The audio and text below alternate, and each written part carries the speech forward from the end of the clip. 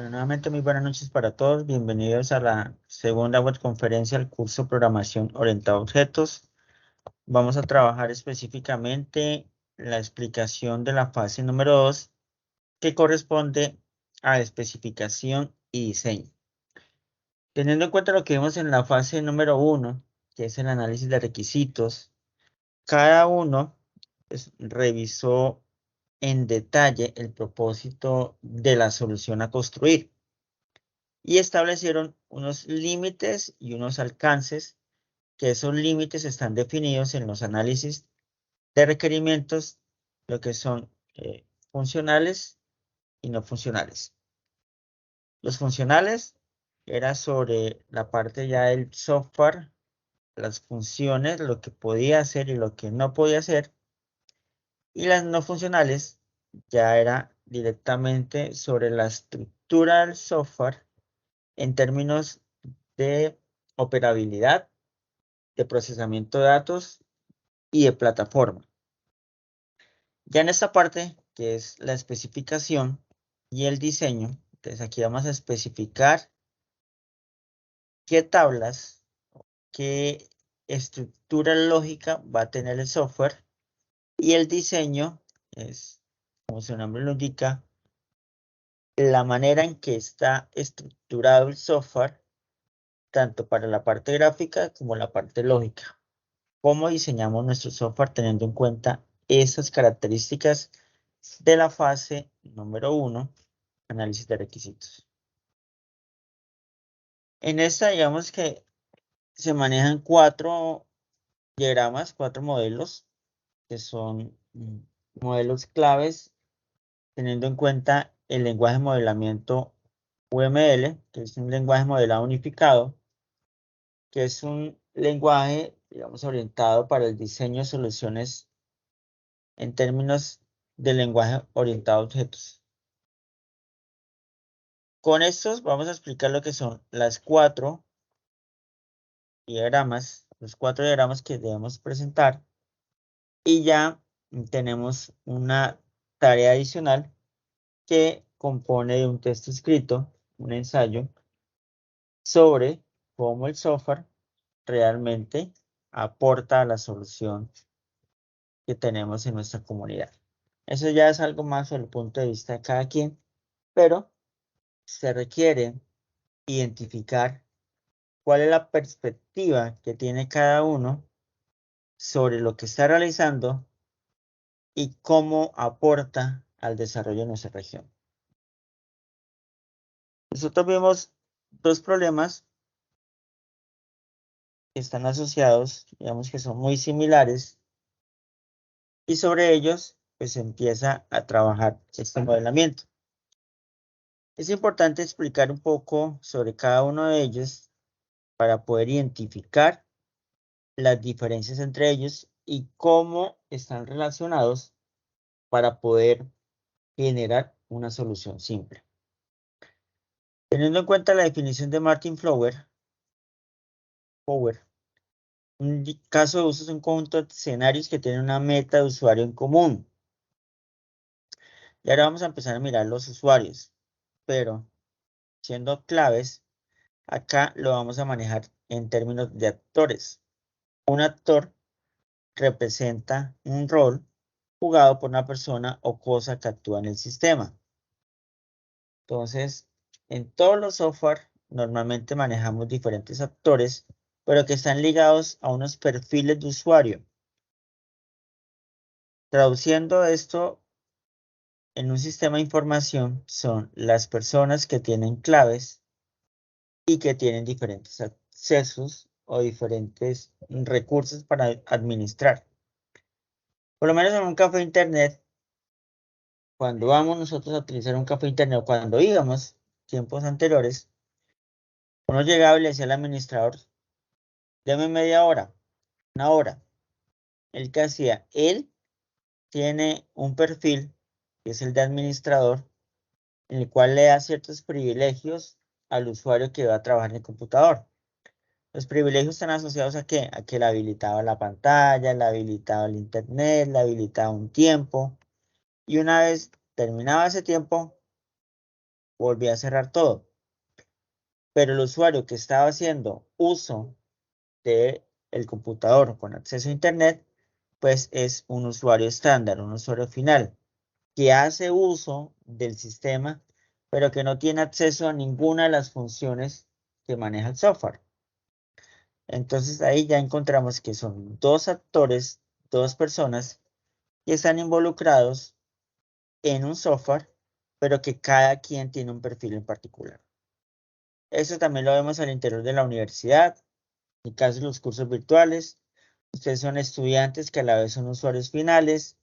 Luego sigue un perfil que es un poco mayor, que es el de tutor. Ya tiene acceso a otras páginas, otros recursos que no tiene el estudiante. Luego vamos al perfil de director de curso, que nosotros tenemos ciertas funciones. Luego pasamos ya al rol de gestor de la BIMED, que tiene ya prácticamente acceso a casi todas las funciones. Y por último encontramos un administrador del campus, que ese administrador tiene acceso a todas las funciones y puede modificarlas y puede configurar como él lo considera pertinente. Encontramos un escenario. El escenario como tal es la secuencia de acciones e interacciones entre los usuarios, actores y el sistema. De lo que ahora hace un momento comenté o expliqué sobre el café Internet, ese es un escenario donde yo como usuario pido acceso a la persona que administra. Él hace una configuración, habilita ese acceso y yo tengo un recurso para poder trabajar. Entonces, él y yo somos actores.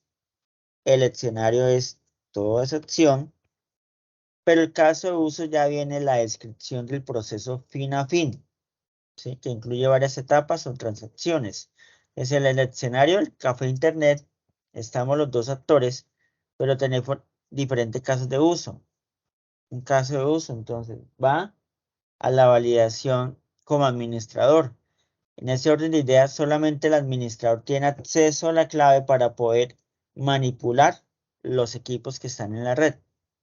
Y nosotros normalmente somos usuarios finales que hacemos acceso a esas funciones siempre y cuando pasen por el administrador y las autoricen. Entonces aquí teniendo en cuenta, no todos los interesados en el sistema stakeholders son actores. Me explico. Por lo menos, si en el café Internet resulta que tenemos el administrador, tenemos el usuario y tenemos una señora que está allá, que nos ayuda con la limpieza de los equipos, puede estar, pero ella no tiene acceso a los equipos. Entonces, no es un actor del sistema. ¿Por qué lo digo esto? Porque a veces en los análisis los estudiantes involucran a todos los que están cerca al software, pero que no participan. Entonces, por lo menos, si nos vamos en este caso para las calificaciones, las calificaciones las cargan los docentes y luego esas calificaciones se migran a un aplicativo y son directamente los de la BIMED, los de la BIASI, quienes permiten que haga esa relación entre el campus virtual y pasen a registro y control. Cuando ya las publica registro y control, pues automáticamente podemos ver las notas en el sistema publicadas, pero no pueden ustedes modificarla, ni tampoco pueden modificarla los docentes. Entonces, en ese orden de ideas, pues, tenemos otros actores que están en la universidad, pero que no tienen relación directa con lo que estamos trabajando. Dicho en otras maneras, el jefe de programa, bueno, el decano, el líder de cadena de formación, el mismo director de centro, ellos pueden tener acceso, digamos, al sistema, pero no modifican las calificaciones, no tienen acceso, no tienen rol, entonces realmente no son actores de este sistema. ¿Listo? Dentro de los casos de uso tenemos los actores, como ya lo hemos estado hablando. Entonces, uno normalmente es el administrador, otro puede ser el empleado, otro puede ser el usuario, y así podemos tener diferentes niveles de jerarquía en la información. Entonces, a medida que van ingresando al sistema y se van creando perfiles, entonces se definen esos actores. Es posible que en un software se esté hablando por lo menos de administrador 1, administrador 2 y administrador 3. Si tanto el administrador 1 como el 2 y el 3 tienen las mismas funciones, sencillamente se crea un actor que se llama administrador. No hay necesidad de especificar 1, 2 y 3. Diferente si el perfil 1 tiene acceso a unas funciones y el perfil 2 no las tiene. Ahí sí ya tendríamos dos perfiles o dos actores diferentes porque van a acceder a funciones diferentes. Entonces, no todos van a ser, en este caso, el actor independiente, sino que si ambos tienen las mismas funciones, pues son directamente los actores que se agrupan. Entonces, y es muy importante que se defina que en los software, sea cual sea, no pueden haber dos o más administradores. ¿Por qué razón? Si hay un proceso que se ejecuta de forma incorrecta, que hay un proceso que está mal, se necesita establecer quién fue el responsable. Cuando se tienen dos o más personas, entre comillas, metiéndole la mano, pues no vamos a tener un directamente responsable. Entonces, todos los software sí o sí debe haber un solo administrador, pueden haber muchos empleados y pueden haber muchos usuarios. Y, un segundito.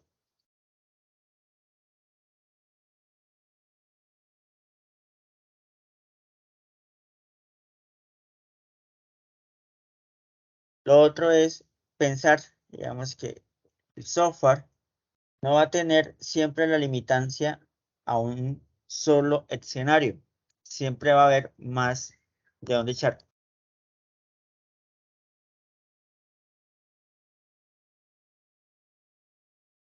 ¿Listo? Entonces, si nosotros decimos que vamos a trabajar con una tienda y sobre esa información la tienda va a entregar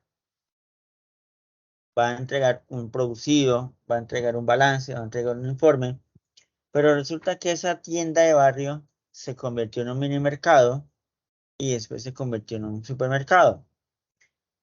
Casos como Olímpica, como Éxito, como otros supermercados en las diferentes ciudades, empezaron muy seguramente como tienda. Entonces, como analistas, como desarrolladores de software, la invitación es a que no pensamos en que, no lleguemos a pensar que la tienda, en que el software solamente va a hacer eso. Visiónenlo. Usted dice, no, es que solamente tengo 2 empleados, entonces la base de datos la manejo para 2 empleados. No. Haz de cuenta que al año ya no va a tener 2 empleados, sino que va a tener 5. Ya después va a tener 10. Y así sucesivamente. Siempre utilizar las ventajas de las bases de datos. Las bases de datos, lo bueno que se tiene es que cuando se estructuran bien, aplica para un solo caso, una sola persona, un solo registro o para sin fin de registros. Entonces, si tenemos una tabla que hace para 10, pues esa misma tabla nos va a servir para 16,000. Por lo menos en el caso de Excel. Tenemos Excel, podemos utilizar una fila, pero resulta que Excel está diseñado para utilizar más de 16,000 registros por hoja. Entonces podemos manejar mucha más información. Y esto se traduce a algo muy sencillo. Esto es un escenario de una transacción de un banco. Entonces el banco, yo tengo en este momento un actor que se llama el banco y otro actor que se llama cliente. Podemos tener en este caso otro actor, que es por lo menos el gerente del banco. Podemos tener otros actores, el cajero, que esté involucrado en el proceso. ¿Qué otros actores pueden estar que consideren ustedes?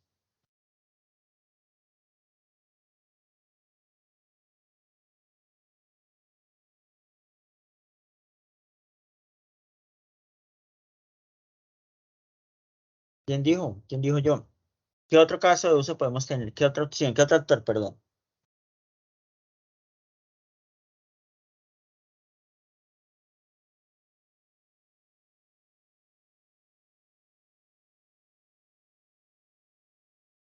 Bueno, en este caso, digamos que tenemos dos clientes. Un cliente va a hacer una operación bancaria, pero otro cliente va a hacer otro proceso. Va a hacer un crédito. Si este va a hacer una operación bancaria, está limitado a un retiro, un depósito, una transferencia, una consulta de saldo o bloquear y solicitar tarjeta. Pero resulta que el otro cliente es un cliente que va a hacer el proceso de solicitar un préstamo, un crédito. Entonces, en este caso, el crédito, ¿cómo hacemos? Ustedes me dirán, ¿creamos otro cliente o creamos otro caso de uso?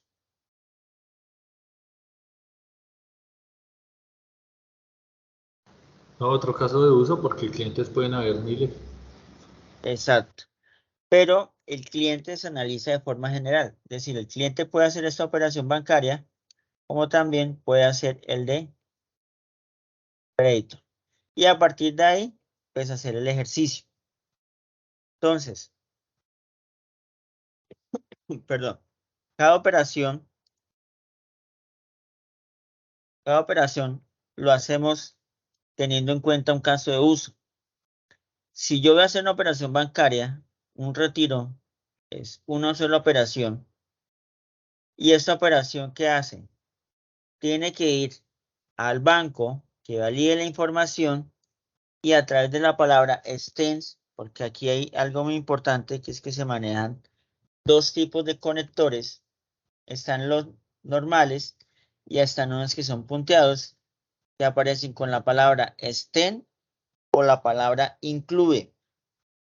El include es si uno necesita especificar un comportamiento que sea común entre dos o más casos de uso, es decir, que a partir de acá, de un caso de uso, puede involucrar a otros, o en este caso, utilizo la palabra extend si yo deseo especificar diferentes variantes del mismo caso de uso. Es decir, yo puedo hacer una sola operación de retiro, pero el banco tiene que validar y son diferentes, ¿no? El retiro yo lo puedo hacer por ventanilla, lo puedo hacer a través de un cajero o lo puedo hacer a través de una sucursal. En este caso, como lo son en Bancolombia, digamos que tienen sucursales pequeñas. Entonces, acá se utilizaría la palabra estén. ¿Por qué? Porque tengo diferentes opciones para realizar un retiro, pero la persona no le interesa cuál es el proceso ni cuál es la validación, sino que le interesa es que la plata. Entonces yo saco el retiro o hago el retiro, pero el banco tiene que definirme si lo hago por ventanilla, lo hago por cajero, lo hago por corresponsal bancario, en fin. Lo mismo para el depósito. Si ustedes se dan cuenta, están separados, porque yo no puedo, como diseñador, decir que todos estos son los mismos. Si yo voy a hacer un préstamo, tengo que hacer un caso de uso diferente. Y el caso de uso define unas etapas y define unos requisitos. Si yo realizar una operación bancaria antes de retirar plata, antes de que el cajero me bote la plata, pues el cajero tiene que validar quién soy. Entonces, ¿cómo lo hago? Entonces yo debo, en este caso, validar antes de realizar el retiro. Entonces resulta que la cadena se me convierte en algo secuencial. Se dice, bueno, ¿y cómo hacemos para determinar qué va antes o qué va después? Para eso manejamos esta tabla. Entonces, esta tabla es un formato que nos permite llegar a donde estamos acá. ¿Cómo? A través del nombre de casos de uso. Entonces, el nombre de casos de uso, por lo menos yo voy a hacer un retiro. Realizar retiro. Vamos a dejarlo algo más particular. Retiro por cajero automático. Nombre del autor. Pues ya cada quien coloca el nombre del autor. Entonces, Franklin Lizcano, Pepito Pérez, bueno, en fin. Y la fecha de creación de ese caso de uso. Entonces, cuando yo coloco el caso de uso, retiro por cajero electrónico, en la descripción debo definir qué es. Entonces, este caso de uso determina todas las acciones que debe hacer el actor o el usuario para poder retirar dinero de su cuenta bancaria. ¿Quién participa en este caso? Participa el cliente, participa el banco. Claro que el banco acá, en algunas opciones, que se define como banco o se define como un actor secundario que viene siendo la base de datos. Pues por lo menos, si yo estoy trabajando con un colegio, pues la base de datos del colegio es el actor secundario. Si estoy trabajando con el gerente, por lo menos, del café internet, que administra el café internet, digamos, sería aquí, el actor sería el administrador, pero acá el secundario ya viene siendo el sistema o la base de datos que le administra y le permite generar el acceso. Entonces ahí se colocan los actores. Entonces en el del retiro del cajero se define como actor al usuario y al banco. Y ya vienen unas precondiciones y unas postcondiciones. Precondiciones es lo que debe tener antes de iniciar el caso de uso. Entonces una precondición es para poder ir a retirar, ¿qué necesito? Primero, saber si tengo plata, pero para eso el banco tiene que definir dos filtros. El primero, que el usuario sí sea el que esté ahí, que esté divinamente registrado en el banco y que la cuenta tenga dinero. Entonces, si se cumplen esas precondiciones, que el usuario tenga una cuenta activa y que tenga dinero en el banco o en la cuenta, pasamos a un flujo normal. Flujo normal es que se hace el respectivo débito de la cuenta, se genera el nuevo saldo y se le entrega el dinero correspondiente al cliente. Flujo alternativo. ¿Qué pasaría? Es algo cuando está mal. Si no hay dinero en la cuenta o si la clave no es correcta, pues no va a permitir generar esa solución, o sea, no se va a ejecutar correctamente el caso de uso, nos genera un mensaje de error y le dice al cliente, qué pena, pero su clave no es correcta o usted no tiene saldo suficiente en la cuenta. Entonces, ese es el alternativo. El normal es, en términos normales, cómo sería el proceso y en términos alternativos, es decir, cuando está mal, cuando no se cumple, pues, ¿qué pasa? Y pasamos a las postcondiciones. Entonces, cuando yo ejecuto el retiro del cajero, pues automáticamente ¿qué me tiene que decir? Se descuenta o se evita el saldo de la cuenta y se le entrega o debe entregarse el nuevo saldo al cliente. ¿Sí? Esas son las postcondiciones. Y automáticamente como postcondiciones que se cierra la transacción. ¿Sí? Le entregó la plata, muchas gracias, hasta luego, y volvió a quedar en cero. Si el cliente quiere volver a sacar plata, tiene que volver a hacer el proceso. Entonces, ¿qué postcondiciones? Que una vez se genere el retiro o la finalización de la transferencia o la transacción, perdón, pues automáticamente le genere un ticket o el recibo o el certificado de la operación que se hizo. ¿Listo? ¿Preguntas hasta acá? ¿Quedó claro los casos de uso?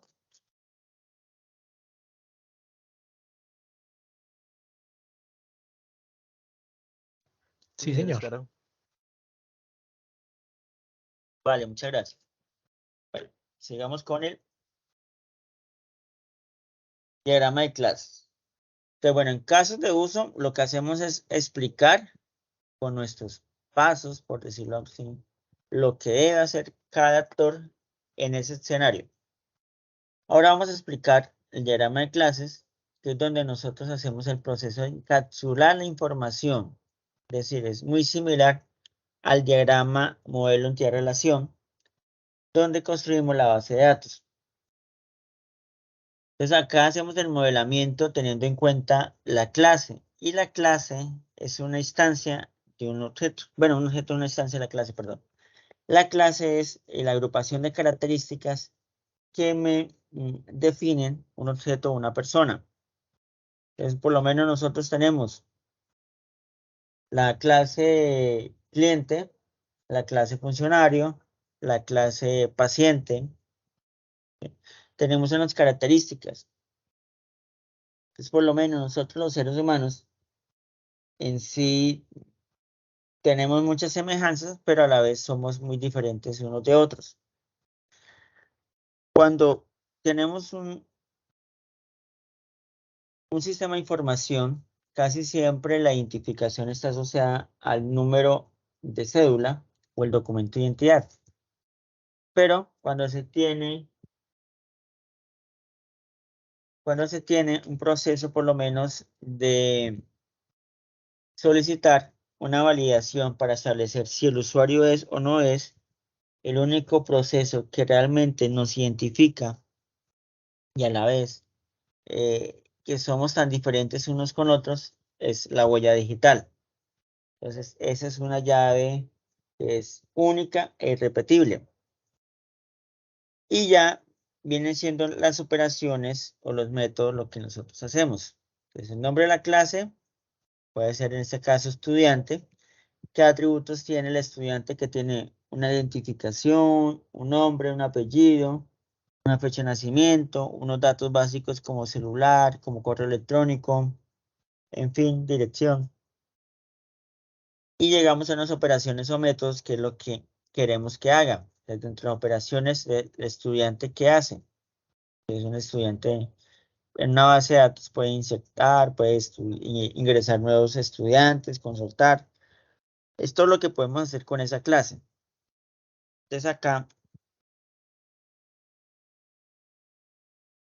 aquí lo que estamos repitiendo. Superior, el nombre de la clase, intermedio, los atributos o las variables, y el inferior, los métodos de operaciones. Entonces acá, en todas las operaciones, manejamos tres tipos de visibilidad: privado, protegido o público. Entonces, dentro de los atributos también manejamos lo mismo, que son públicos, privados y protegidos. Entonces, el grado de comunicación y visibilidad es tanto para las variables como para los métodos. Entonces, público, como su nombre lo indica, es público para cualquiera. Es de fácil acceso, se puede acceder tanto de la clase como desde otras clases. Entonces, por lo menos cuando estaban esos teléfonos públicos, cualquiera iba, podía utilizarlos, llamarlos, en fin. Privados, solamente cuando el atributo será accesible únicamente dentro de la clase. Entonces ya tenemos que el teléfono ya no está afuera, sino que está dentro de la misma casa. ¿Sí? Entonces solamente las personas que están dentro de la casa pueden acceder a ese teléfono privado.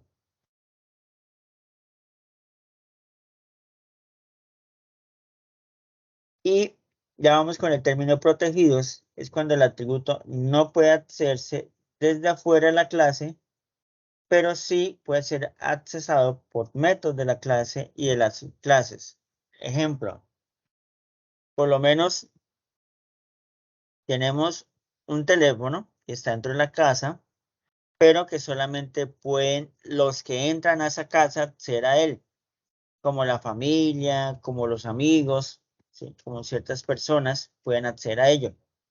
Y dice, bueno, ¿y eso cómo se traduce? Entonces, un ejemplo, con la universidad. Tenemos en la universidad mucha información. Hay unas que son de tipo pública, como la cantidad de estudiantes.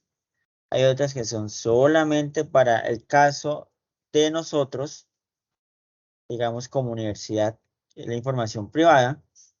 Y hay otra que es información protegida, que ya viene siendo la información que por lo menos nos pide ICTs al momento, ICT no, el ITFES al momento de que ustedes van a presentar la prueba Saber Pro. Entonces, sobre esa prueba, entonces ya se solicita la información.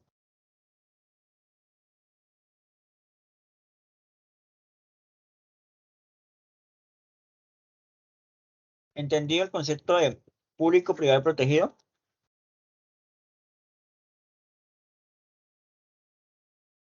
Sí, señor. Sí, señor.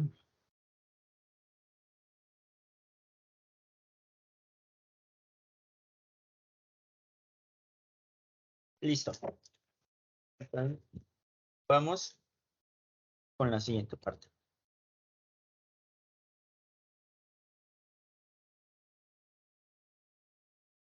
Los métodos también se manejan igual, públicos, privados y protegidos. Los métodos son las opciones.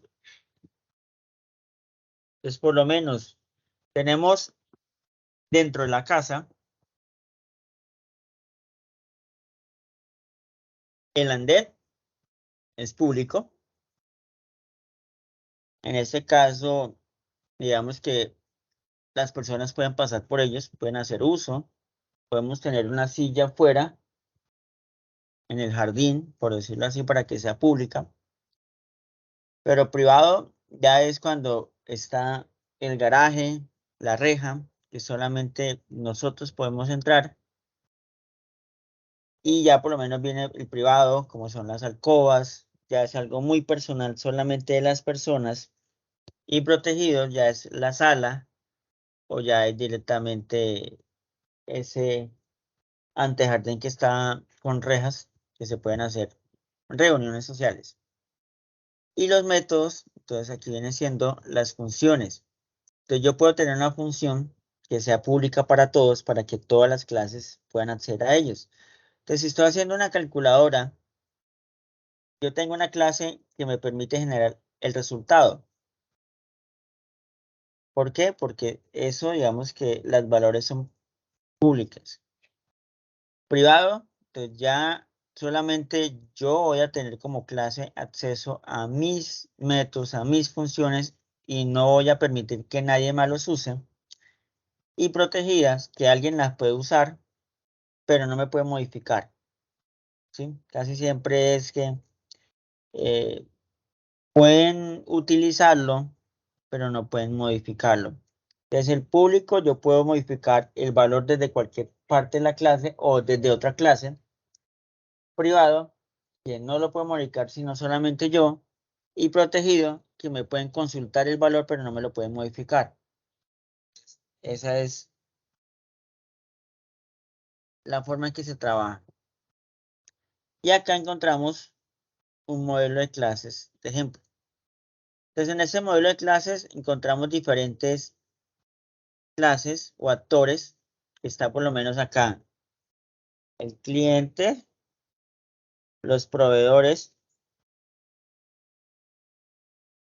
Y acá tenemos lo que es la entrada. Digo, perdón.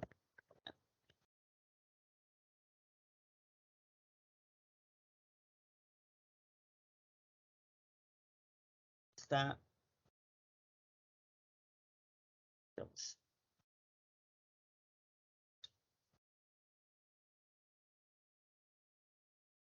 Proveedores y los clientes. Pero resulta que tenemos unos artículos, unas ventas, una entrada, una devolución y unas salidas. Entonces, en casos de uso, estos son actores, estos salidas, ventas, devoluciones, entradas, vienen siendo en este caso casos de uso y artículos, aunque no lo creamos, también viene siendo como un actor dentro de un diagrama de casos de uso. Pero ahí más que ser actor es el caso de uso que el actor puede disponer de esa información. Pero en la base de datos sí sería, en ese caso, una entidad. Trabajando con los dos actores, nos damos cuenta que tienen atributos similares. A partir de ahí, yo puedo empezar a trabajar lo que es el modelo de herencia. Es cuando tengo ambos una identificación, ambos tienen un nombre, ambos tienen una identificación, ambos tienen dirección, teléfono y correo, dirección, teléfono y correo, y tienen unos métodos que son muy similares: ingresar, modificar, consultar y eliminar, ingresar, modificar, consultar y eliminar. Es cuando tengo dos o más clases con las mismas funciones y los mismos atributos, pues ya implemento lo que es herencia. Entonces se define una sola clase, que es la clase padre, y aquí de la clase padre son los atributos comunes, y aquí cada clase tendría unos atributos diferentes. Aquí ya es implementación del modelo de herencia.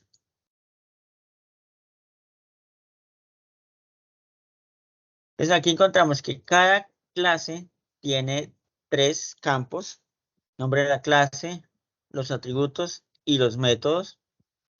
Y encontramos unos números, unos símbolos. Esta es la relación, la cardinalidad que se maneja tanto en bases de datos con el modelo antirrelación como en el modelo de clases. Entonces, un cliente, teniendo en cuenta que nosotros somos clientes, por lo menos vamos al supermercado, y en este caso, clientes, bueno, creo que aquí está asociado con ventas. Entonces, un cliente puede tener una o varias ventas, y las ventas están asociadas a un cliente. Un proveedor. El proveedor, digamos, yo contrato con Alpina en una tienda, y Alpina pues tiene una infinidad de productos, de artículos. Entonces, un proveedor me puede generar uno o varios artículos, pero si yo compro un Bonjour Alpina, solamente un proveedor es el que me lo trae. Lo mismo con las salidas. Yo tengo un artículo, entonces un artículo puede ser un balón. ¿Listo? Pero resulta que de ese balón yo puedo venderlo varias veces. Es decir, porque tengo 10 balones, puedo venderlo en una sola venta todos los 10, o puedo venderlo ventas separadas. Entonces, con un artículo yo puedo tener una o varias salidas, pero una factura, una salida del balón con ese código, con esa referencia, está asociado a un único artículo. ¿Por qué? Porque yo en un inventario no puedo generar dos o más facturas, dos o más ventas con ese mismo balón. No es que yo tengo 10 balones, entonces no, estamos hablando del balón, es decir, que yo cojo ese objeto y me lo llevo. Si yo tengo ese objeto, soy yo el que lo tengo, entonces ese objeto no lo tiene nadie más. Entonces por eso se dice que las salidas están asociadas con uno. Entonces la salida está asociada, en este caso, a un solo artículo, y un artículo puede estar con uno o varias salidas. Y así hacemos para lo demás. Entonces, la cardinalidad me indica de uno a mucho. Un artículo puede estar en una o varias ventas,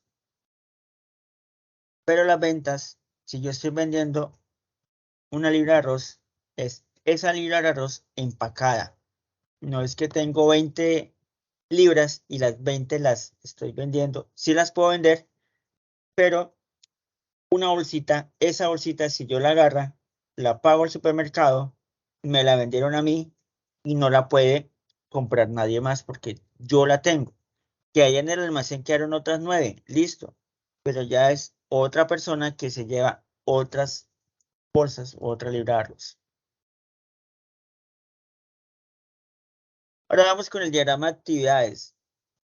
El diagrama de actividades es más sencillo. ¿Por qué? Porque se basa en el diagrama de casos de uso. Entonces tenemos las acciones, que es lo que hacemos o lo que hace el software. los nodos de decisión, que son las preguntas, donde podemos preguntar y tenemos uno o más opciones. Entonces, por lo menos en el caso del banco, vamos al cajero. Si el cajero valida y la clave está bien, nos deja hacer o nos deja ingresar a la operación. Pero si la clave está mal, hasta ahí llega. Entonces, ese es un nodo de decisión. Solamente tiene dos opciones, o un sí o un no. Vamos con los flujos de control. En este caso son los que muestran los conectores que va el paso entre cada diagrama. Y encontramos los nodos iniciales y nodos terminales. Nodo inicial, de donde arranca la actividad, por lo menos el ir al cajero. Y el nodo terminal es cuando ya finaliza la transacción, que me bota la tarjeta y me bota el saldo. Acá tenemos un ejemplo. De donde inicio hasta donde termina. Si yo voy a hacer una compra, tengo que consultar los productos para que me genere una factura. La factura se genera, me debitan y termina la compra. Pero en paralelo a esa factura, él debe actualizarme el inventario. Entonces, por lo menos, si yo voy a una página web y quiero comprar una bicicleta, por ejemplo, entonces yo solicito la compra. Me consulta si hay productos. Digo, sí, hay 5 bicicletas. Ah, bueno, voy a comprar una. Listo, le vale tanto. Con eso yo genero el pago. Resulta que cuando yo genero el pago, automáticamente él debe actualizarme el inventario. Es decir, me van a quedar 4 bicicletas para que la otra persona que quiera venir a comprar, pues ya haga el ejercicio de ver que solamente existen 4. Si este inventario llega a un tope mínimo, automáticamente se le configura para que contacte el proveedor y diga, venga, ya no me quedan sino 2, hágame pedido o tráigame el pedido para poder actualizar el inventario. Lo mismo este diagrama de actividades se aplica con todas las actividades del software. Entonces, si yo voy a retirar un dinero, entonces, ¿qué hago? Llego al cajero, ¿sí? Ingreso la valida usuario o valida credenciales, que es ingresar la tarjeta de crédito o débito, solicitar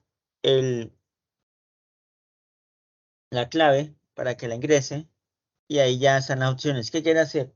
Retiro, transferencia, tal, y ustedes van decidiendo. Entonces, a medida que se va pasando, pues se van haciendo esos recuadros para llegar al resultado, que es validó, sí, hubo plata, sí, le debitó la plata, tenga, y ahí ya finaliza el proceso. Y llegamos al último, que es el modelo entidad-relación, que son 3 aspectos. Si ustedes se dan cuenta, por lo menos en el diagrama de clases, modelo de clases son 3, y el diagrama modelo entidad-relación son 2. De las entidades vienen siendo prácticamente las mismas clases. Usted va a decir, bueno, pero ¿por qué repiten? Pasa es que en uno manejamos las funciones y el otro manejamos son los registros. De las entidades son las tablas donde almacenamos los datos. Por lo menos cuando llenamos un formulario en línea, un Google Forms, él automáticamente nos llena en Excel unos datos. Entonces, resulta que estoy llenando una base de datos o una estadística o un listado de asistencia para un curso. Digo, venga, llenemos este formulario. Y cuando yo lo abro directamente en Excel, pues ahí me va a mostrar que si llené 5 registros, pues son 5 personas que en ese momento están registradas y que podemos sacar la información.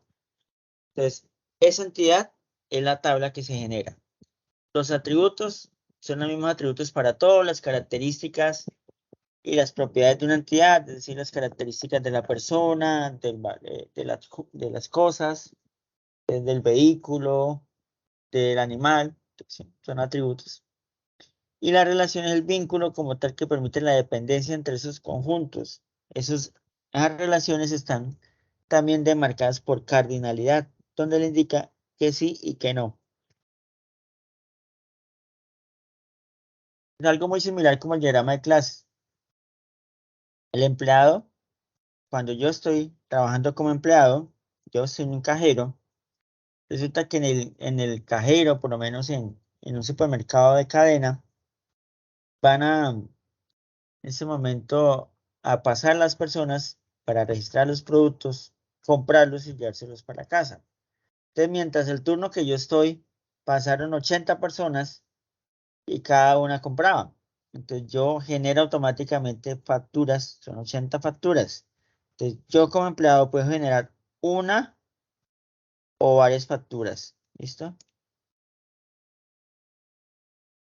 Una o varias facturas. Pero una factura solamente tiene un empleado.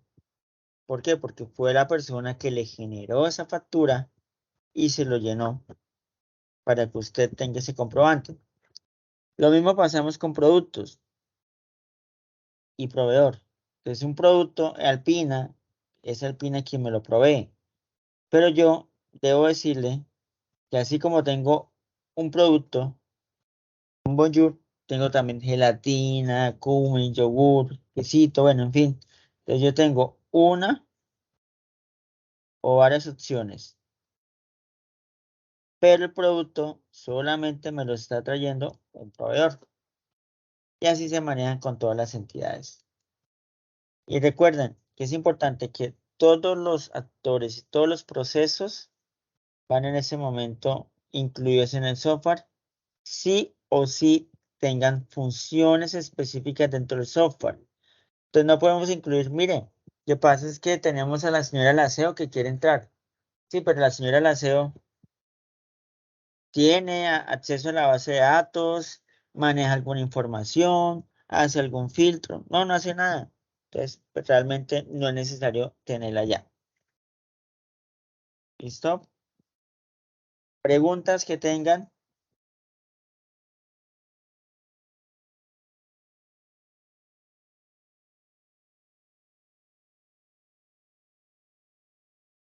¿Alguna pregunta?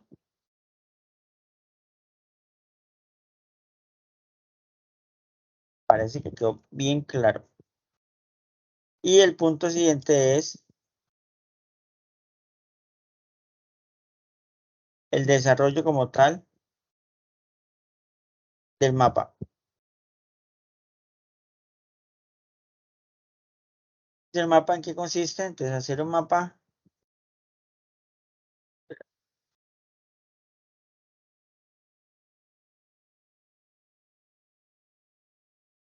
Desarrollamos los 4 diagramas y hacemos un ensayo donde se resalte que la importancia del desarrollo de software, tanto en el ámbito profesional como en el proyecto de software que realiza aporte al fortalecimiento TIC de la región.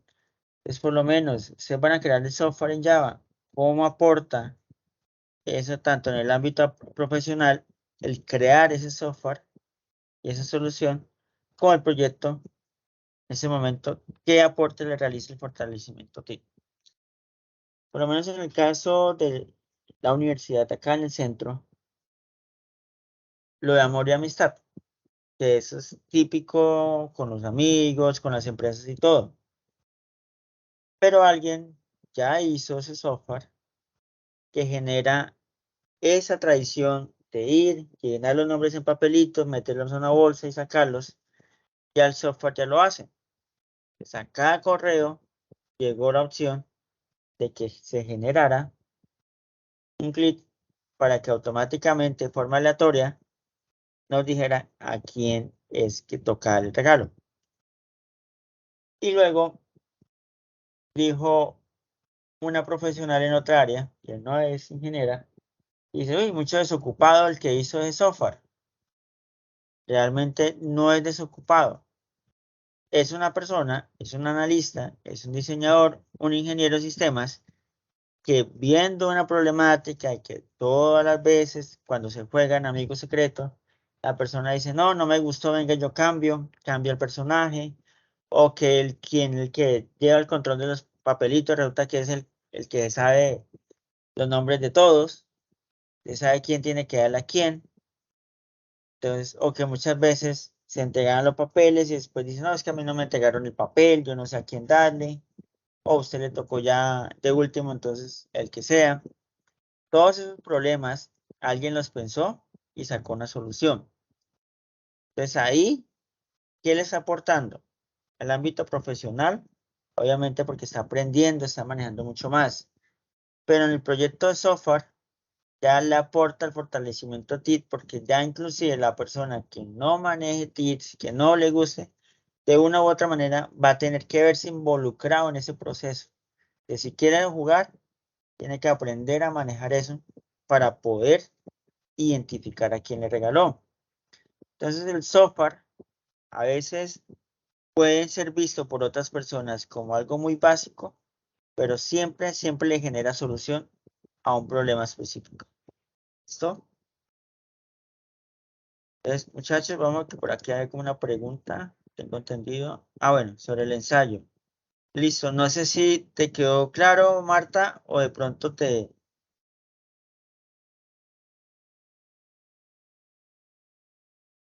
explico, no. ¿Cómo? Nuevamente.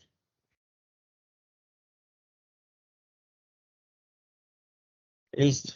Bueno, entonces, muchachos, ya esta semana, digamos que entre mañana y el miércoles a más tardar, ya aparece la calificación de la actividad. No he terminado, la verdad son bastantes. Y las inquietudes que tengan me las escriben por el correo interno o por Skype, yo estoy ahí pendiente, entonces cualquier situación, vamos revisando los modelos, la importancia es que ustedes lo hagan, miren que tiene dificultades y en base a eso pues vamos solucionando. Cristian, adelante. Profe, una pregunta, ¿esa web conference van a sacar grabación y cuándo estaría Sí, disponible? claro, esta yo mañana mismo la subo, la publico por el correo interno y queda por el link de encuentros sincrónicos en el entorno inicial. ¿Sí? Muchas gracias. Listo. ¿Alguna otra pregunta? Julián, adelante.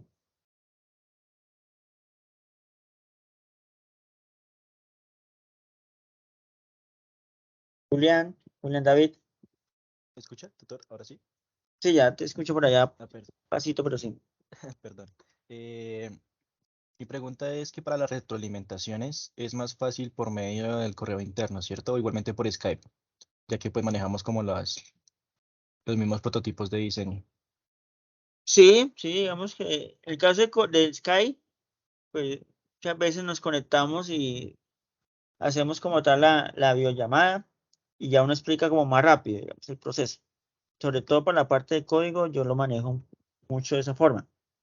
Si no, pues entonces me mandan el correíto, puede ser, y yo le reviso. ¿Sí? Y bueno, corríjale esto, agrégale esto y ya, para que ustedes puedan continuar. Listo, tutor. Gracias. ¿Listo? Bueno, muchachos, si no hay más preguntas, agradezco a todos los que muy puntualitos llegaron a la web. Quedamos atentos, cualquier situación cualquier inquietud que tengan, no deben comunicarse conmigo. Gerson, adelante, ahí ya para el cierre. Sí, profe, para finalizar la presentación, ¿de pronto la puede compartir, profe? Sí, también se las comparto por el correo interno. Listo, profe, muchas gracias. Se las envío. Listo, muchachos. Bueno, entonces así quedamos. Cualquier cosa me escriben. Muchas gracias a todos y feliz noche.